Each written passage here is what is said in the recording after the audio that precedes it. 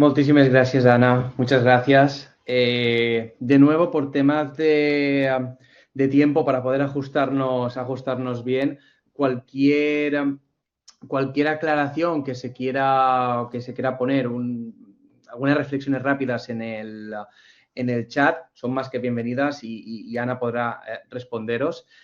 Pero vamos a continuar y a empezar ahora sí con las comunicaciones como tal. Y tenemos la de Antoni Brosa Rodríguez, Universales Digitales, que él es investigador Martí Franquès en la Universidad Rovira i Virgili. Anteriormente ha sido profesor de la Universidad de Łódź, en Polonia, y responsable del área de España y responsable del área de español dentro del Instituto de Filologías Románicas de esta. Y actualmente está desarrollando su tesis doctoral sobre universales en el lenguaje de un modo interdisciplinar entre la tipología lingüística, la lógica difusa y la lingüística computacional. Y otros de sus intereses de investigación son la perspectiva de género en humanidades. Así que, si está preparado. Aquí estoy. De acuerdo, muchas gracias por la presentación. Bien, quería sobre todo incluir una primera parte en mi presentación para introducir los universales en el lenguaje y la tipología lingüística, puesto que creo que hay mucha gente de otras disciplinas de las humanidades que quizá pueden agradecer una mínima introducción y luego ya podremos ver qué se ha hecho en lingüística computacional, cómo nos llega esto a través de distintas herramientas digitales y luego pondré un ejemplo de cómo se puede llegar a hacer investigación de universales lingüísticos a través de una herramienta digital concreta que les voy a mostrar. Entrando ya en esta primera parte, simplemente les debo comentar que la tipología lingüística busca agrupar las distintas lenguas del mundo utilizando una característica común entre ellas, puede ser cualquiera, ¿no? Esta disciplina del siglo XIX, fundamentalmente en Alemania, utilizaba el criterio morfológico para clasificar las lenguas, aunque en 1963 Joseph Greenberg pues bueno, propuso una revolución en esta disciplina y bueno, hizo un cambio de lo morfológico a lo sintáctico para clasificar las lenguas del mundo. Y entonces propuso eso que se conoce como universales lingüísticos según Greenberg, que no son más que 45 universales, con la mayoría de ellos condicionales, es decir, con la estructura si una lengua tiene X, entonces Y. Y básicamente lo hizo comparando las gramáticas de 30 lenguas distintas, ¿de acuerdo? Y un ejemplo de esto sería, por ejemplo, él propone que las lenguas cuyo orden es SVO, en orden nominal, con los nombres, es decir, sujeto, verbo, objeto, como podría ser el español, tienen preposiciones, el genitivo va detrás del nombre, es decir, decimos la casa de Juan y no de Juan la casa, y las partículas interrogativas van al inicio. En cambio, una lengua sujeto, objeto, verbo, pues se comportará al revés. Tendrá posposiciones, dirán de Juan la casa en vez de la casa de Juan, y esas partículas irán al final en la mayoría de lenguas de ese tipo. ¿De acuerdo? Haciendo este breve repaso, en los años 80 y 90 pues, se intentó coger esos universales de Greenberg e intentar buscar algunos más y utilizar más lenguas para estas formulaciones o hacer selecciones de lenguas más equilibradas para que sean más representativas de las lenguas del mundo. Y también se utilizaron otras técnicas, como puede ser el obtener la información a través de cuestionarios y no a través de, por ejemplo, gramáticas.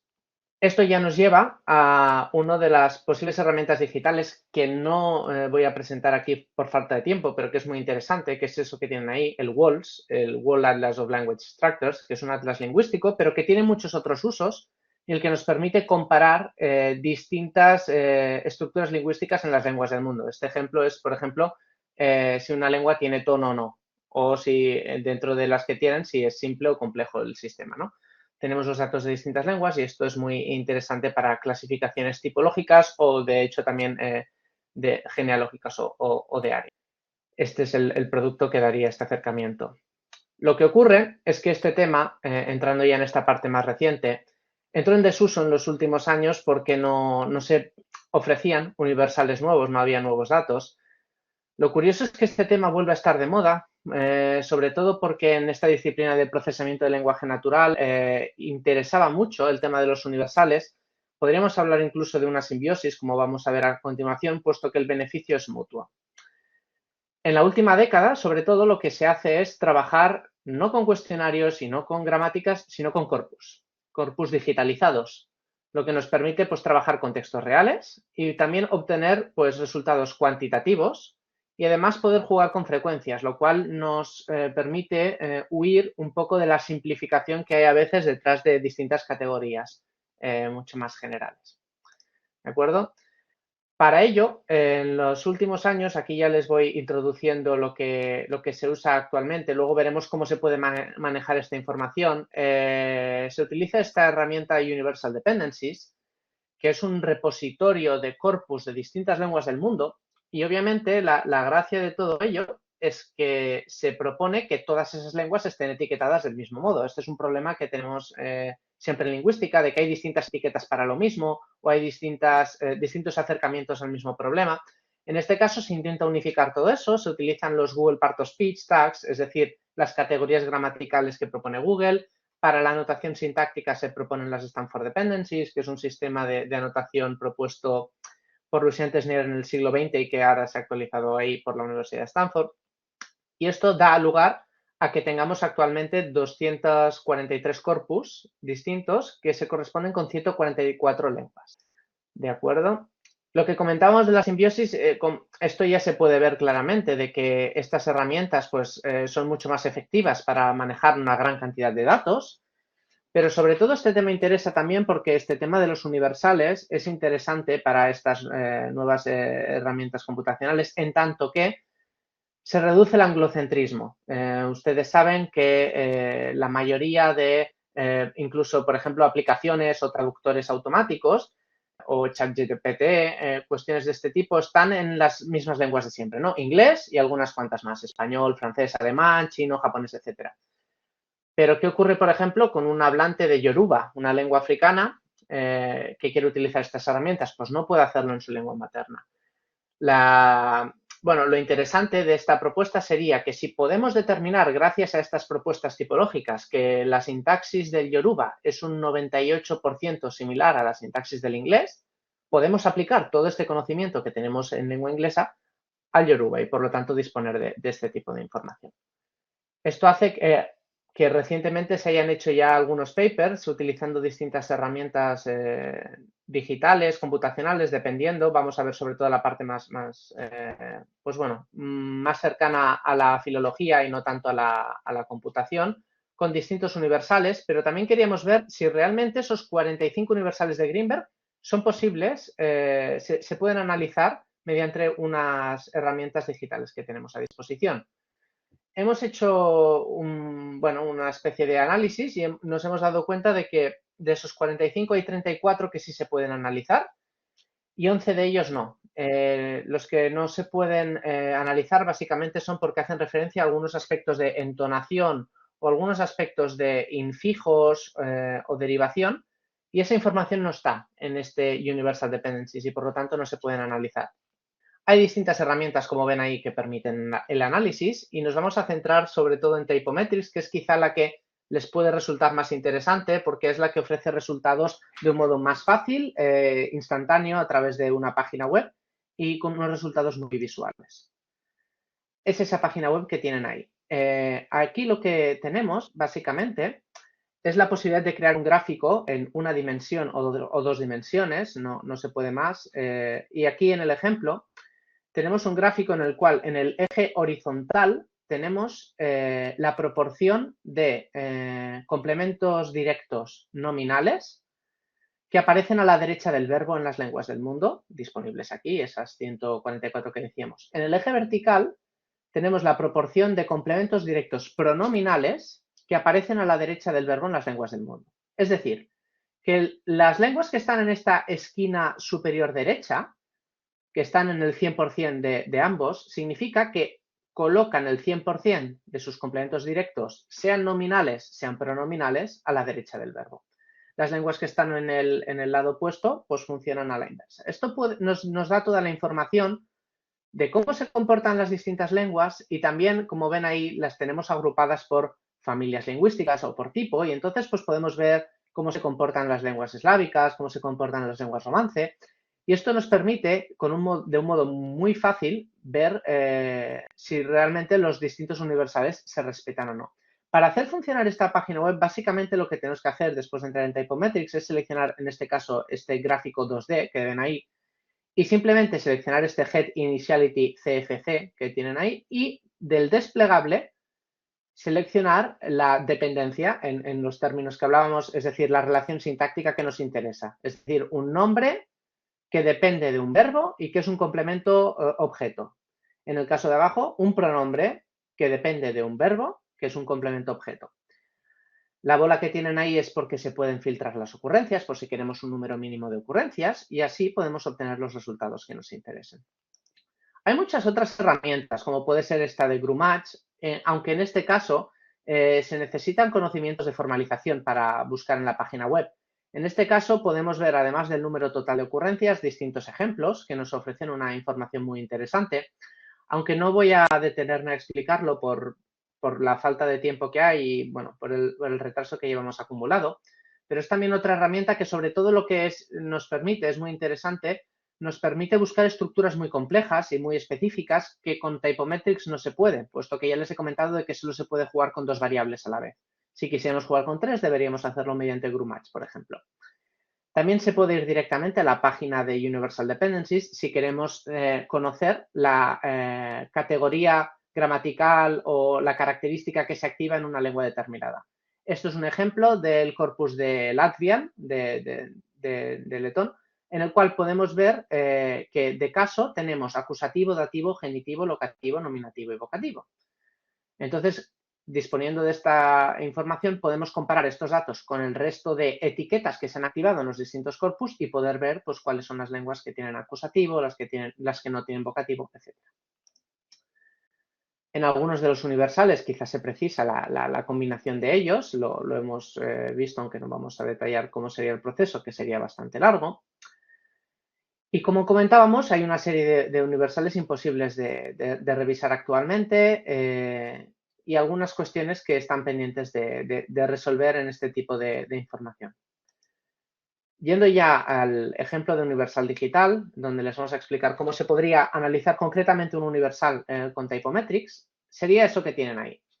Fíjense, hemos seleccionado el universal 3 de Greenberg, que dice que las lenguas cuyo orden dominante es VSO son siempre preposicionales. Orden dominante VSO significa que en oraciones enunciativas y teniendo sujetos y objetos nominales, no pronominales, el orden es verbo, sujeto, objeto.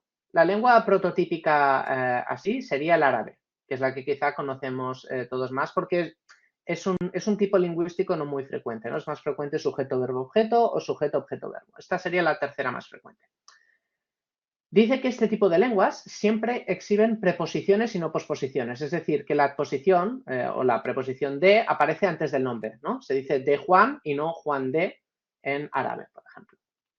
Pues bien, para hacer eso, lo que debemos hacer es hacer esa selección que les muestro ahí de direction, CFC, verb, subnoun y la de abajo, en el cual estaríamos cruzando esa estructura sintáctica básica más la distribución de estas adposiciones o preposiciones.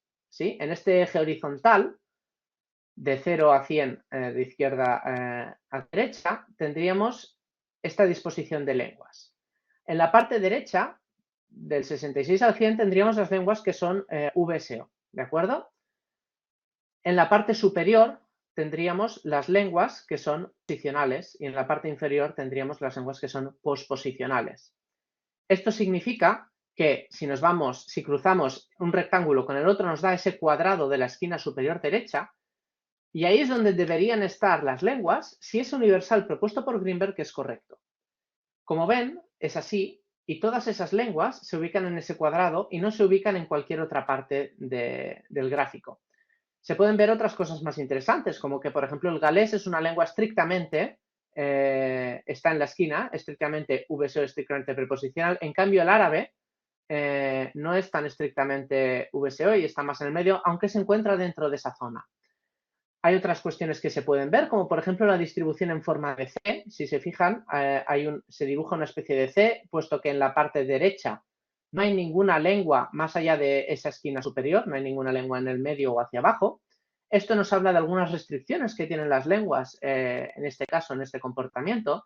Y además podemos ver ocurrencias cuantitativas, lo cual nos permite, como comentábamos anteriormente, huir de la simplificación. No decir únicamente de que una lengua es simplemente preposicional, sino decir qué porcentaje de también posposiciones tiene, puesto que, por ejemplo, si comparamos el español con el inglés, dos lenguas que son preposicionales, el resultado no es exactamente el mismo, el comportamiento no es el mismo porque, por ejemplo, el inglés tiene posposiciones, como puede ser ago. Eso hace que quizá no es una lengua tan estricta en esas cuestiones y, por lo tanto, en estos comportamientos es diferente. Pero bien, entrando ya en las conclusiones, que ya se termina el tiempo, debemos señalar que para resolver los universales que no se pueden analizar todavía en este tipo de herramienta como Typometrics, deberíamos añadir la información de la modalidad original, la inflexión, derivación y todas estas cuestiones que no aparecen. Para hacerlo, creemos que lo más fácil sería utilizar algo que se utiliza mucho en tipología lingüística, que son las interglosas, y toda esa información estaría capturada ahí de un modo muy ordenado y muy eficiente. No obstante, con todo esto que hemos mostrado, hemos podido ver cómo, pues bueno, con este tipo de herramientas, con 4 clics, obtenemos un gráfico muy visual que nos permite de un modo muy eficiente, a través de textos reales, ver cómo se comportan las distintas lenguas y poder compararlas con todas y además pues con esa forma de ordenación por familias. Esto además nos permite, este tipo de tipología cuantitativa, obtener nuevas métricas que antes no se habían podido obtener, como comentábamos, el grado de aparición de un fenómeno, pero también otras cuestiones como, por ejemplo, puede ser la distancia de un elemento, ¿no? Si, por ejemplo, el complemento directo aparece justo después del verbo y, por lo tanto, la distancia es de un elemento en medio, o quizá la media de esa lengua es de 2 o de 3, y eso significa que es una lengua que tiende a poner elementos en medio del verbo y el complemento directo, lo cual puede incidir, por ejemplo, en la complejidad lingüística de la sintaxis de esa lengua. Pero bien, tampoco vamos a entrar en esos aspectos y, por lo tanto, pues bueno, eso sería todo. Muchas gracias por su atención. Muchísimas gracias, Antoni. Muchísimas gracias. Vamos a continuar y es la siguiente de las comunicaciones es a cargo de Cristina Victoria Herranz Yasser y Ana Segovia Gordillo. No sé si estarán ambas o si estará o nos acompañará solamente una representante de las dos, pero en todo caso, veo que están las dos. En todo caso, paso a presentarlas.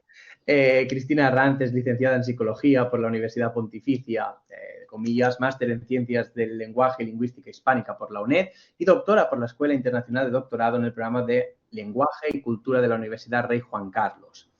En 2012 se incorporó al área de Lingüística General de la Universidad Rey Juan Carlos y desde entonces ha impartido docencia en distintos grados y diferentes titulaciones de posgrado y actualmente es secretaria académica del Departamento de Artes y Humanidades. Con lo que respecta a Ana Segovia, es licenciada en Filología Hispánica y doctora por la Universidad de Valladolid. En el curso 2014-2015 se incorporó al área de Lingüística de la Universidad Rey Juan Carlos y ha impartido docencia en varios grados y en el máster de formación del profesorado de secundaria, bachillerato, FP y enseñanza de idiomas. Además, ha desempeñado labores de investigación en diversos proyectos y sus principales líneas de investigación son la historiografía lingüística y la lingüística misionera, y actualmente es coordinadora del grado de Lengua y Literatura. Y van a hablarnos de las humanidades digitales al servicio de la lingüística AP1. Así que, cuando quieran. Muchas gracias. Buenas tardes a todos. En primer lugar, nos gustaría comenzar agradeciendo al comité organizador del segundo Congreso Internacional sobre Humanidades Digitales que nos hayan permitido participar en esta conferencia en la que hablaremos del proyecto VITE AP1. Para poder explicar de forma ordenada y más o menos rápida esta presentación, hemos estructurado nuestra participación en esta mesa de la siguiente manera. Primero, presentaremos brevemente el proyecto VITE AP1. A continuación, describiremos la creación de la base de datos, explicaremos asimismo la conexión que existe entre esta y la página web del proyecto, para posteriormente enseñar cómo sería un registro bibliográfico exportado con toda la información que ofrece la aplicación. Una vez vistas las posibilidades de VITE AP1, finalizaremos con unas breves conclusiones a modo de recapitulación y prospectiva. En 2008 se publicó la bibliografía temática de historiografía lingüística española, fuentes secundarias, a las que nos referiremos como BITE. En este primer proyecto reunió las fuentes secundarias de la historia de la lingüística española hasta el año 2007, de manera que se pueden encontrar registros desde los orígenes de la tradición lingüística española hasta el siglo XX. En este proyecto, dirigido por Miguel Ángel Esparza Torres, participaron Elena Bataner Moro, Adriana Álvarez Fernández y Susana Rodríguez Barcia. Desde su publicación, la BITE se ha convertido en una obra de consulta obligada para cualquier estudioso. La profesora Elena Bataner recogió el testigo de Miguel Ángel Esparza y lidera el proyecto de la bibliografía temática de historiografía lingüística española Apéndice 1, lo que conocemos como BITE AP1. Continúa la estela de BITE y reúne los estudios de historiografía lingüística hispánica publicados entre el 2008 y el 2020. Se revela, por tanto, en este nuevo proyecto una herramienta de referencia que ayuda al estudio historiográfico de forma digital y en abierto. En este apartado vamos a centrarnos en explicar las características de la base de datos.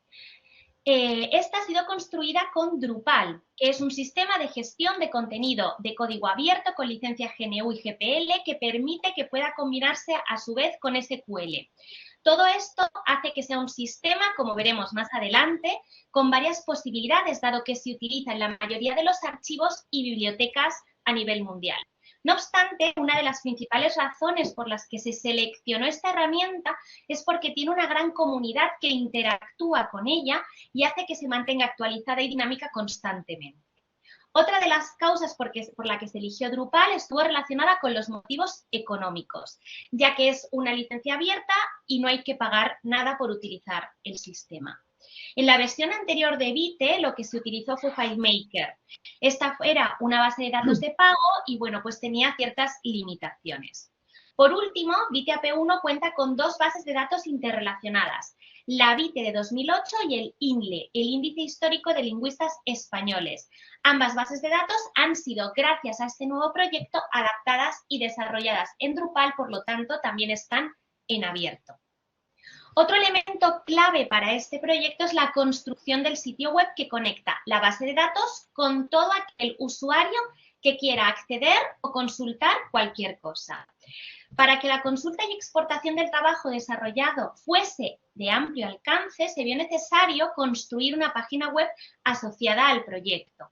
Particularmente, la página web está conectada al mismo servidor en el que se encuentra la base de datos y tiene incorporado un frontend para interactuar con ella. Así, por un lado, a través del sitio web de BITE AP1, los investigadores del proyecto pueden añadir, modificar, eliminar registros y, por otro, y de forma simultánea y a tiempo real, los usuarios pueden consultar la página web con la información actualizada. Todo esto va a ser más fácil cuando mostremos a continuación un registro. En pantalla pueden ver un ejemplo de registro bibliográfico exportado, es decir, la información pública que está disponible en la web de BITE AP1. Aquí se ve muy pequeñito, al comienzo de la presentación hemos puesto un código QR, en cualquier caso si ponen en Google BITE AP1 aparece directamente la página web y pueden ir también encontrando diversos registros. Lo primero que queremos destacar es que toda la información disponible está soportada por una base de datos relacional, es decir, una base de datos que almacena y proporciona acceso a puntos de datos vinculados entre sí. De manera que si, por ejemplo, quisiéramos más información sobre el autor del artículo, por ejemplo, en este caso, Miguel Ángel Esparza Torres, al pinchar en él aparecerán todos los documentos registrados escritos por él en una nueva ventana. Pero además, al ser esta base relacional, no solamente se conecta con la propia información de BITE AP1, sino que también interactúa con páginas externas, como pueden ver en la pantalla, con Google Scholar, ¿vale? Y al mismo tiempo nos permite exportar a diferentes gestores bibliográficos la información de las referencias bibliográficas, como por ejemplo Piptest, MARC o EndNote. Si continuamos con el registro, se pueden dar cuenta de todas las opciones que se incluyen en los apartados de cuadro clasificación, época o disciplina que se han registrado a la hora de hacer la descripción de esa fuente secundaria. Podemos pinchar sobre esas 3 opciones y entonces podremos ver todo el resto de registros que coinciden con esa selección. Incluso podemos, si estamos muy interesados, hasta suscribirnos a la etiqueta que nos interese para seguir, para continuar, disculpad, recibiendo información de los nuevos registros que se puedan ir incorporando. Lo mismo puede hacerse con los lingüistas. Por ejemplo, al final de este artículo lexicográfico y ese artículo bibliográfico que estábamos viendo aparece el listado de los lingüistas y aquí eso sí que es cierto, tenemos que tener en cuenta que esta información está conectada con el índice histórico de lingüísticas de lingüistas españoles, el INLE, y no solo con las BITES, ¿vale? Lo interesante es que al pinchar en ese lingüista en concreto que nos puede interesar, recibimos la información del índice histórico de lingüistas españoles, también encontramos los registros correspondientes a BITE, en este caso 2008, y al mismo tiempo nos conecta con otras obras muy importantes para los estudiosos de la lingüística, de la historia de la lingüística, Bibliografía cronológica de la lingüística, la gramática y la lexicografía en su volumen 4 y en el 5. Nos vuelve a conectar con estas 2 obras que están centradas en el siglo XIX. E incluso nos conecta con otra página web muy importante, con la del proyecto Biblioteca Virtual de la Filología Española. Vista cómo está funcionando esa base de datos relacional, vistas las posibilidades de la BITE, queremos ahora detenernos en algunas dificultades que hemos ido encontrando a la hora de elegir los registros que formarían parte de la base de datos.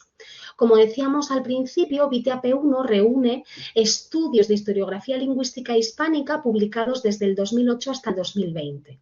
Esta base de datos recopila, por tanto, y clasifica fuentes secundarias en las que se investiga sobre las ideas lingüísticas a partir de obras en las que la lengua española castellana, por un lado, puede ser lengua objeto y, por otro lado, puede ser metalengua. Es decir, que encontraremos, por ejemplo, estudios sobre las distintas ediciones de la gramática académica del siglo XIX, los trabajos de Salvá, de Bello o bien autores menos conocidos. También podríamos encontrar obras lexicográficas académicas y no académicas y al mismo tiempo dentro de esta base de datos vamos a encontrar estudios sobre gramáticas escritas en español pero que están describiendo o codificando otras lenguas, por ejemplo el vasco, las lenguas amerindias o diccionarios bilingües.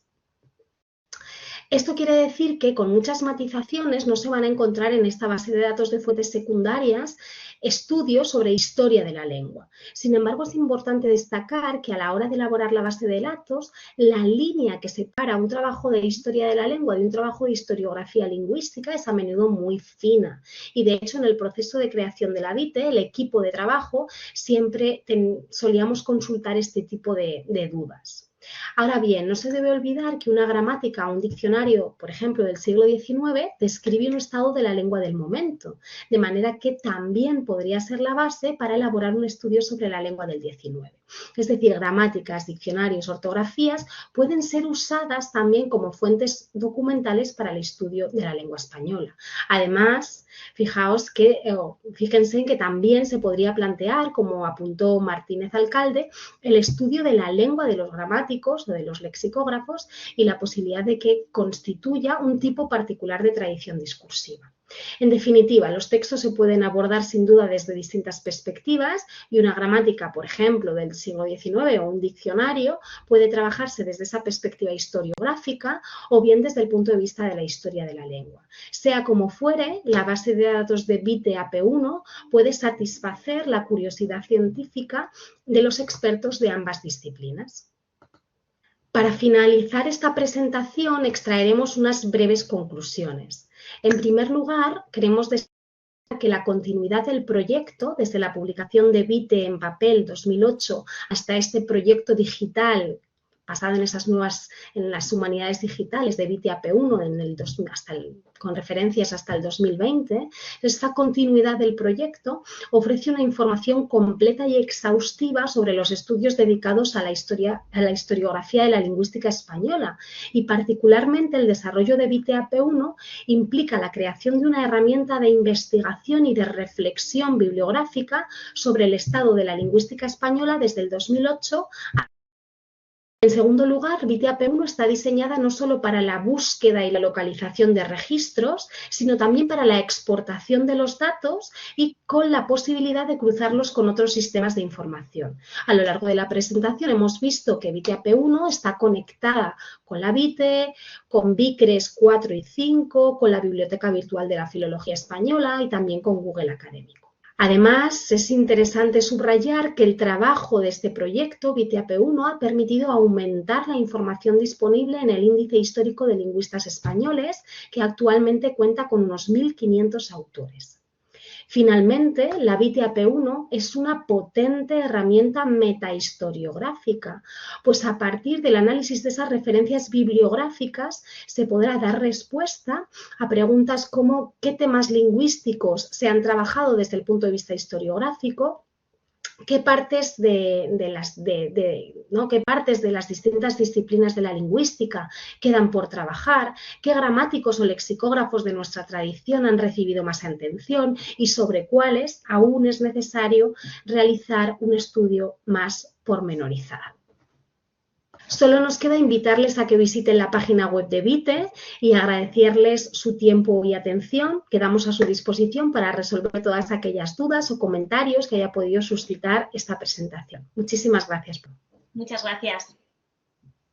Muchísimas gracias a las dos por haberse ceñido tan bien al tiempo. Nada, gracias a vosotros, que ya sabemos que íbamos un poquito tarde y no pasa nada. Bueno, todos los que compartimos este interés por la investigación y por los congresos sabemos que es algo que es indisoluble. Bien, vamos a continuar.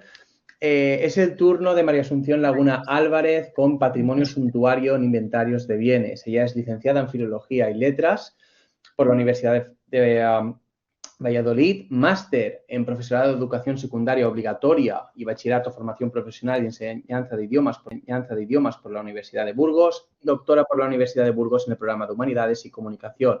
Está adscrita al área de Lengua Española del Departamento de Filología de la Facultad de Humanidades y Comunicación de la Universidad de Burgos y anteriormente ha trabajado como profesora en los grados de Humanidades, terapia ocupacional y maestro en educación primaria, así como en el máster universitario online en enseñanzas del español como lengua extranjera en el programa interuniversitario de la experiencia en la Universidad de Burgos. En la actualidad es profesora en el grado de español, lengua y literatura y en el Centro Internacional del Español de la Universidad de Burgos.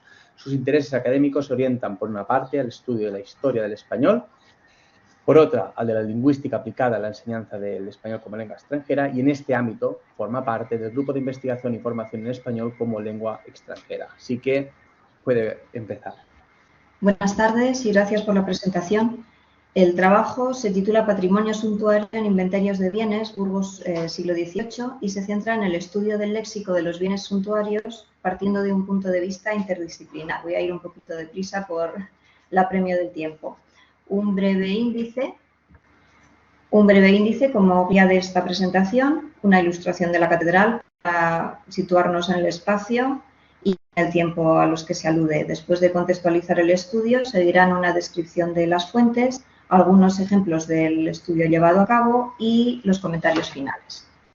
Recordamos que los documentos de los archivos notariales constituyen una fuente de información necesaria para revisar la historia de la lengua y se han consolidado como una de las fuentes más interesantes para conocer y documentar el vocabulario de la vida cotidiana y para el estudio de la variación diatópica. A la vista de los resultados conseguidos acerca del léxico de la vida cotidiana en los inventarios del siglo de oro y anteriores, conviene ahondar también en los documentos del XVIII en el marco de las investigaciones lingüísticas sobre este siglo tan trascendental y tan infraestudiado, como se ha dicho algunas veces. El castellano de Burgos no cuenta con el interés previo de ser bilingüe o dialectal, pero ostenta la consideración de clásico, lo cual pues, constituye justificación suficiente para el estudio. Y también se pueden considerar y replantear afirmaciones sobre dialectalismos, por ejemplo, la consideración de la palabra chocolatera como andalucismo en pleno siglo del chocolate en toda España. El trabajo se centra en el estudio del léxico de los bienes suntuarios, partiendo de un punto de vista interdisciplinar. Con este objetivo se han seleccionado documentos que forman parte de la sección de protocolos notariales conservados en el Archivo Histórico Provincial de Burgos. Dichos documentos, testamentos y almonedas principalmente, fechados a lo largo de la segunda mitad del siglo XVIII en Burgos y su alfoz, contienen relaciones de bienes que dan cuenta de una muy rica cultura material, tan cotidiana para las clases pudientes como la de los oficios y el trabajo agrícola para la mayor parte de la población. La precisa localización de este tipo de textos aporta información para comprobar cuestiones sobre origen, vitalidad o distribución geográfica de los términos y de fenómenos lingüísticos, cuyo uso va parejo al de los objetos que designan. Dado que la lengua es una actividad sujeta a factores sociales y culturales, es necesario atender también al contexto sociolingüístico. El examen se centra en protocolos notariales de la capital de Burgos y de su alfoz con el fin de documentar y analizar parte del léxico de la vida cotidiana en relación con el lujo, que aflora en las relaciones de bienes de familias nobles, cargos públicos y propietarios acomodados. La realización del trabajo implica, por una parte, quehaceres de archivo, revisión de protocolos, selección de documentos con relaciones de bienes de interés suficiente, transcripción lo más cercana posible al original, hemos optado por ella, puesto que el primer reto para el estudio es el acceso a documentos materiales no digitalizados. En este contexto de humanidades digitales, resulta oportuno mencionar que la arroba, tan presente en nuestros días, se halla en los inventarios como abreviatura de dicha medida de 11,5 kilos. La vemos a la derecha de la imagen inferior. Importa detenerse en las fuentes y en los protocolos como recurso para el estudio del léxico. La revisión de los archivos y de los extensísimos fondos de documentación notarial es reconocida como una tarea ardua, a la vez que imprescindible, para complementar el corpus convencional desde el que suele analizarse la historia del léxico. La enorme cantidad de materiales a disposición de los investigadores aparece ordenada solamente de forma relativa. Los protocolos sin índice, en legajos que pueden contener cerca de 700 folios, como el de la imagen, sin orden cronológico en algunos casos, se ordenan por notarios, no por fechas o por contenidos. La diversidad de escrituras y el grado de deterioro del papel dificulta en muchos casos la lectura y la transcripción del contenido. Las nuevas tecnologías y la digitalización de textos permiten el acceso a documentos a través de, por ejemplo, el portal de archivos españoles, del que nos han hablado hace poco, pero en el caso del Archivo Histórico Provincial de Burgos, el porcentaje de documentos digitalizados es inferior al 10%. No existe un servicio de digitalización, por lo que el procedimiento para acceder a los materiales parte de una petición, una búsqueda en base de datos de posibles localizaciones y documentación y la posibilidad de realizar la consulta in situ, contando con acceso condicionado por las reducidas dimensiones de la sala de trabajo, por ejemplo. Si la solicitud es muy concreta, se puede entresacar información, el usuario puede reproducir el documento y normalmente la amabilidad por parte del personal pues suple los inconvenientes, en parte. En cuanto a los testimonios escritos, conviene tener en cuenta las características gráficas de la lengua en un periodo determinado y a la vez la tradición en cuanto a la escritura, que aflora de la mano de quien escribe.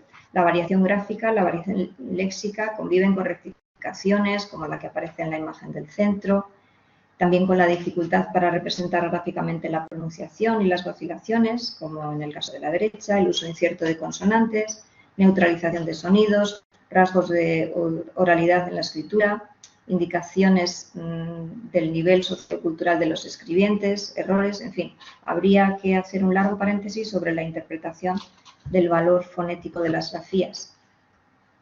Del léxico disponible en los inventarios seleccionamos para su estudio el relacionado con el lujo y los bienes suntuarios. El léxico que adornó algunas vidas cotidianas, ¿verdad?, en palabras del Marqués de Lozoya. El contexto diastrático y discursivo revelado en los inventarios forma parte de lo que engloba la vida material, espiritual e intelectual de los hablantes y también es preciso tenerlo en cuenta. El léxico de la realidad material que contienen los documentos privados proporciona un tipo de información no siempre patente en los documentos públicos o literarios. El periodo literario y la atmósfera cultural predominante en el XVIII están ligados al objeto de estudio, pues la historia del léxico evoluciona al mismo tiempo que la historia de las ideas y de los objetos que designa. Por tanto, es necesario aportar un cuadro de la época que muestra la elasticidad de las necesidades humanas, según Navarro, Cobos y Samper, que se manifiestan y encuentran satisfacción también en el acopio de bienes, que puntean el vínculo entre ideas, objetos, palabras. Es una relación muy interesante. Para la transcripción se optó por conservar en lo posible las grafías y para la clasificación, puesto que el orden alfabético no equivale a orden semántico, se clasificaron las palabras en campos semánticos. Recordamos que en algunos casos lo suntuario está en los materiales, en la factura o en la cantidad misma de los objetos. Dado que resulta imposible describirlo todo, se seleccionaron grupos de palabras pertenecientes a cada clase para estudiar algunos ejemplos a partir de la información hallada en los diccionarios, corpus de referencia, monografías y trabajos publicados, además de las ilustrativas aclaraciones incluidas en los propios inventarios, como en el ejemplo que se incluye en la diapositiva. Los ejemplos seleccionados van desde productos consumibles, como cacao por quintales y canela por libras, pasando por voces que designan materiales, como bezoar. En la ilustración se aprecia una piedra bezoar dentro de un bernegal, es decir, un cálculo biliar, utilizado de esta forma porque se creía que protegía contra los venenos, según la definición del diccionario académico.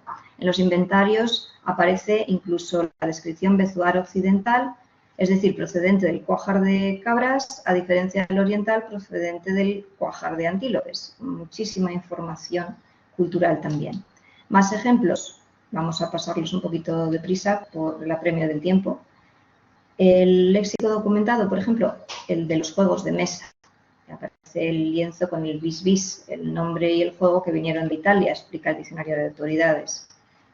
En relación con la indumentaria, pues se encuentran ejemplos tan interesantes como el de una cajita para guardar lunares, esos pedacitos de fieltro que formaban parte de todo un código de comunicación no verbal que ven representado a la derecha, o los artículos relacionados con el afeitado. Por ejemplo, de la palabra hombrero no se ha hallado documentación en los corpus de referencia consultados.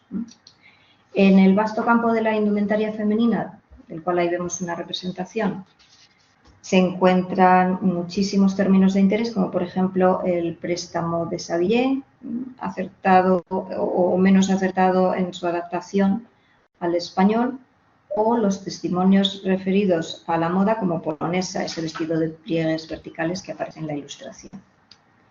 Más ejemplos. En los términos que guardan directamente con el atavío, pues una especie de pelucas, de las que se empleaban para colocar los elaborados postizos y las pelucas de nudos, también las prendas que utilizaban los criados como casacones o libreas.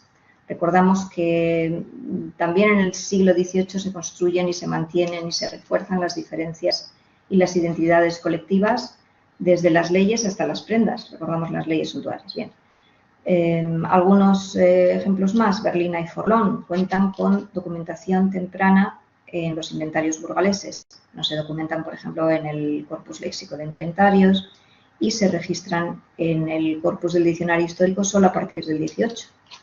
Referidas al ámbito del dinero, pues las voces peso fuerte, peseta columnaria, y el estudio es largo y se puede ampliar, pero bueno, por falta de tiempo creo que no hablaremos más de estas voces. Cabe mencionar que, además del léxico que atestigua el uso de términos relativos al lujo, al adorno y a la abundancia, se hallan en los inventarios otras voces que documentan fenómenos morfológicos interesantes para reconsiderar, por ejemplo, los paradigmas derivativos. En el caso de los parasintéticos, que cuentan con doblete sin prefijar, u otros usos diatópicos, como el llamado neutro de materia, es decir, la neutralización de la concordancia entre el sustantivo y su calificativo.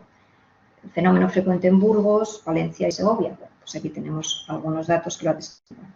Como conclusiones, y para terminar muy rápidamente, cabe afirmar, por una parte, que los inventarios de bienes atestiguan la presencia de un léxico específico muy variado, parejo a la existencia de una rica cultura material en el Burgos del XVIII. Asimismo, el estudio a partir de las fuentes primarias sin mediar transcripción normalizada de los textos, de la que sí se disponen algunos corpus de documentos en línea, ha permitido comprobar que la inestabilidad de las grafías afecta a la interpretación de las variantes y se han podido corregir incluso algunos errores ya publicados.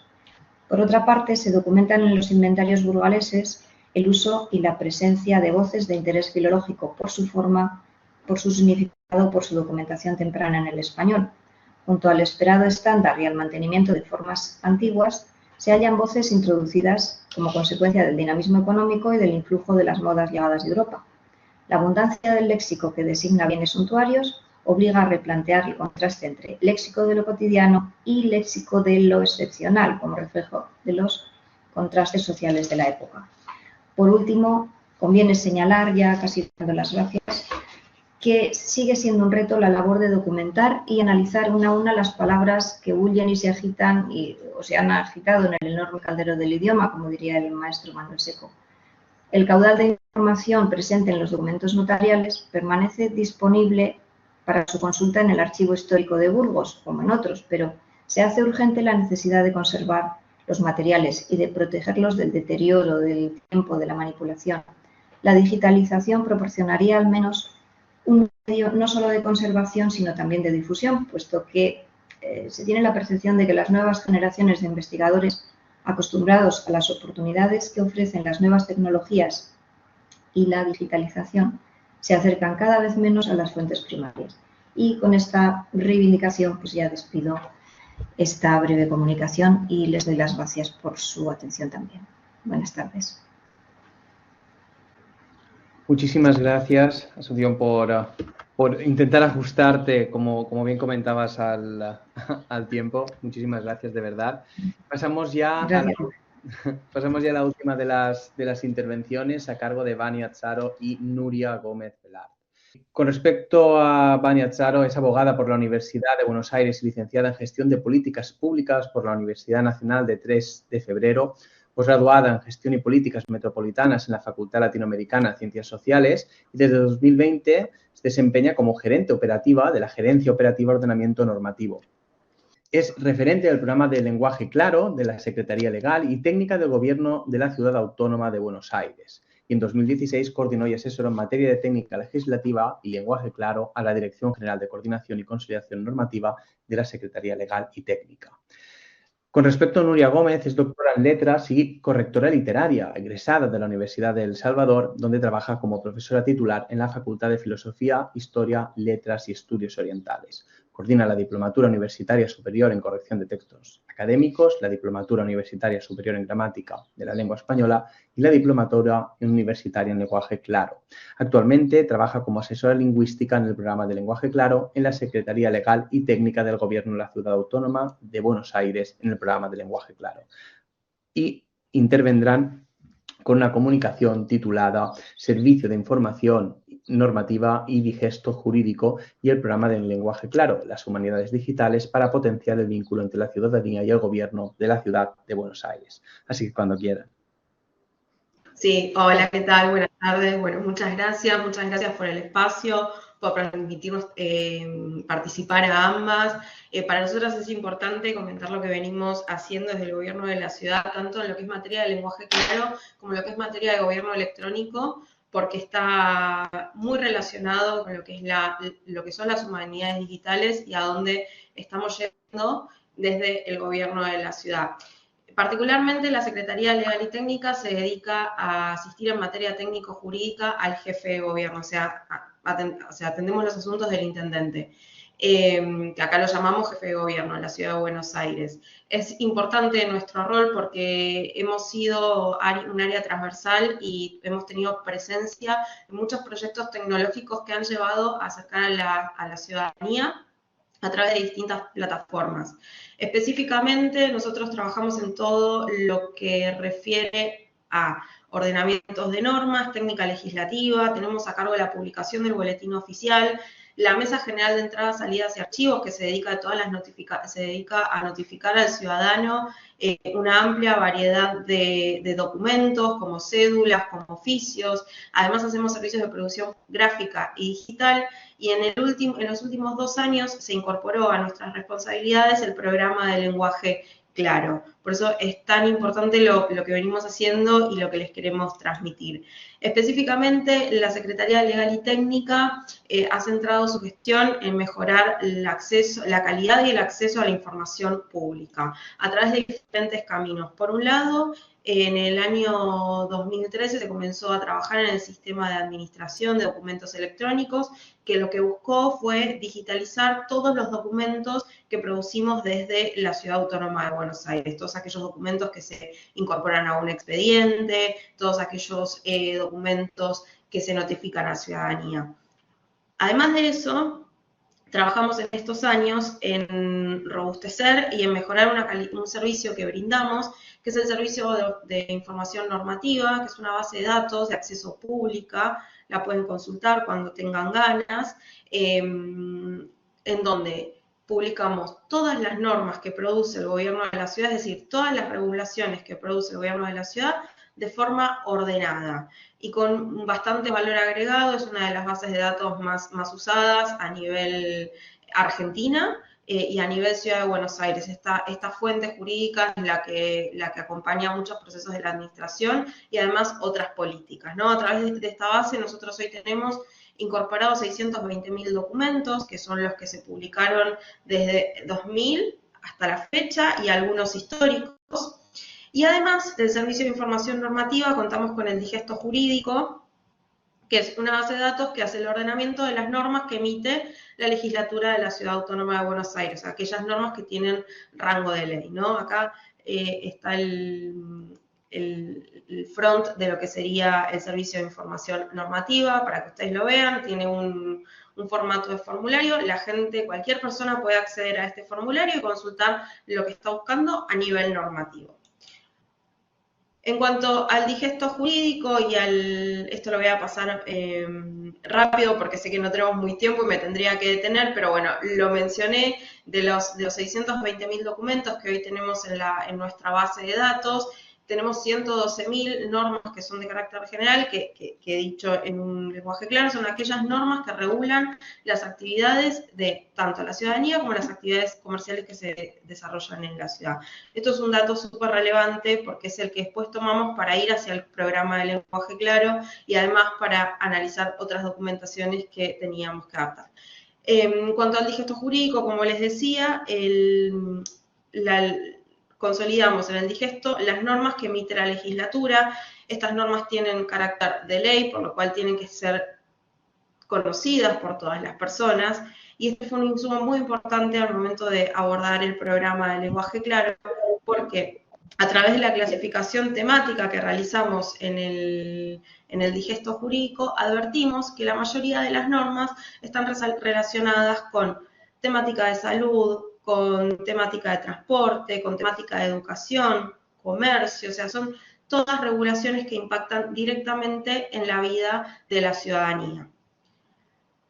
Tomando estos insumos como base, más todo el trabajo que veníamos haciendo desde la Secretaría Legal y Técnica, con la implementación del sistema de administración de documentos electrónicos, advertimos que todavía teníamos una falencia para lograr ese camino más que el camino para acercarnos efectivamente a la ciudadanía. No estábamos utilizando muchas herramientas digitales, pero todavía nos faltaba ajustar el lenguaje en esas herramientas. Estamos muy acostumbrados en la administración, como en cualquier otra área de experiencia, por ejemplo la jurídica, la economía, a usar un lenguaje muy técnico. Entonces, por ahí, la buena intención de implementar herramientas digitales se diluía al momento que el ciudadano lo recibía y no entendía lo que estaba recibiendo, ¿no? Entonces, a partir de ahí, planteamos la necesidad de contar con un programa de lenguaje claro que tomara todas las herramientas que venimos trabajando y que estamos trabajando actualmente, y acercarlos aún más a la ciudadanía a través del lenguaje. Es así que trabajamos en diferentes productos. Al comenzar a trabajar en estos productos y al relevar los documentos que teníamos, advertimos cuáles eran los cambios que teníamos que hacer. Ainur les puede comentar, porque esto es importante, la Secretaría Legal y Técnica del Gobierno de la Ciudad es uno de los primeros en trabajar con equipo de correctores para este trabajo, para llevar adelante el programa de lenguaje claro. Entonces, tomando como insumo estas herramientas que les comentaba, Nuria se encargó de hacer la parte de investigación, que ahora les puede comentar a qué conclusiones llegamos. Básicamente, como mi área de especialidad es la pragmática, aparte de la correctología, combinamos una serie de disciplinas de lingüística aplicada para poder hacer un análisis desde el punto de vista pragmático, discursivo y bueno, lingüístico en general, de la producción y del diálogo, de la comunicación entre el gobierno de la ciudad y los ciudadanos. Y el primer problema que observamos es que hay una serie de resistencias que tienen que ver con cuestiones de tradición, cuestiones que tienen que ver con las presunciones, las representaciones sociolingüísticas respecto de los mismos funcionarios del gobierno y también de la ciudadanía, es decir, hay una serie de presupuestos que eran poco productivos para esas conversaciones. Entonces, básicamente el problema era que desde el punto de vista de las acciones visibles hay un montón de cosas muy lindas, muy productivas, pero había una serie de trabas que no lograban hacer de esa comunicación algo efectivo o eficiente. Entonces, bueno, nosotros hicimos un diagnóstico cualitativo y cuantitativo a partir de un relevamiento de 7.000 documentos públicos, leyes, decretos. Si se fijan en los colores, los decretos son la mayor parte de la producción, pero es una de las comunicaciones que más variantes tiene dentro del formato de decreto. Entonces, claro, dentro de todas las posibilidades que hay de decreto, era el grueso de las comunicaciones. Lo mismo pasa con el tema de las leyes. Las leyes tienen, hay distintas naturalezas de leyes dentro de lo que nosotros analizamos, pero por eso van a ver que son como segmentos muy grandes. Así todo, bueno, tomamos el grueso de las comunicaciones que se dan entre la ciudadanía y el gobierno de la ciudad, o sea, sobre todo lo que emite el gobierno, y observamos desde 4 ángulos digamos, toda esta documentación para poder extraer información.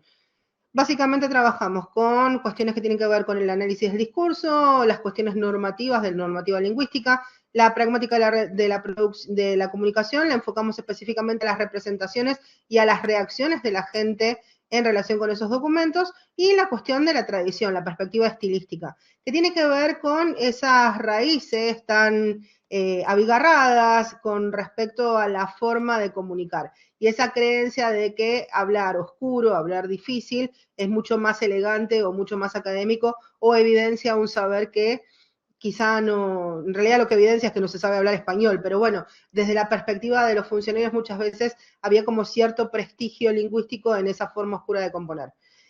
A partir de eso observamos que hay, por un lado, vicios de escritura que tienen que ver con la desorganización, que son relativamente pocos en relación con otro tipo de problemas, como por ejemplo el trato inadecuado, porque muchas veces por ahí se informa con todo un aparato técnico, una cosa que a la persona que se le está informando por ahí no le va a llegar nunca ese tipo de información porque no tiene las competencias como para poder comprenderlo. Información que se da por sentado, eso también fue uno de los problemas más grandes que vimos, y lo demás lo voy a pasar por alto porque, bueno, en realidad son cuestiones que tienen que ver con formulismos, alusiones a otros documentos que quizá las personas no conocen, el común de las personas no conocen, pero sí los especialistas. Entonces, claro, eso es lo que lleva a un discurso oscuro. Desde el punto de vista de los vicios de la escritura en cuanto a la norma lingüística, en general siempre se dice que hay abuso de la voz pasiva, gerundismo, es decir, hay como una serie de lugares comunes con respecto a lo que serían los vicios de la escritura. Nosotros hicimos un diagnóstico un poco más extenso y lo que observamos es que no es un problema de 1, 2, 3 tipos de vicios, sino que es este crisol que tienen acá, y si se fijan, los porcentajes son realmente muy chicos en cada uno, lo que significa que en realidad en proporción aparecen todos los vicios en todos los documentos. Y entonces clarificar un documento en estos casos implica una reescritura. En ese contexto nosotros trabajamos justamente pensando en ver ese proceso de reescritura en la creación de prototipados, que son parte de lo que después se va a incorporar al sistema de gestión de documentos electrónicos que maneja el gobierno de la ciudad. Y bueno, a partir de ahí, Vani, si querés contar esto vos, básicamente hicimos prototipados, desarrollamos un asistente virtual que ya vamos a hablar ahora muy cortito y una serie de libros.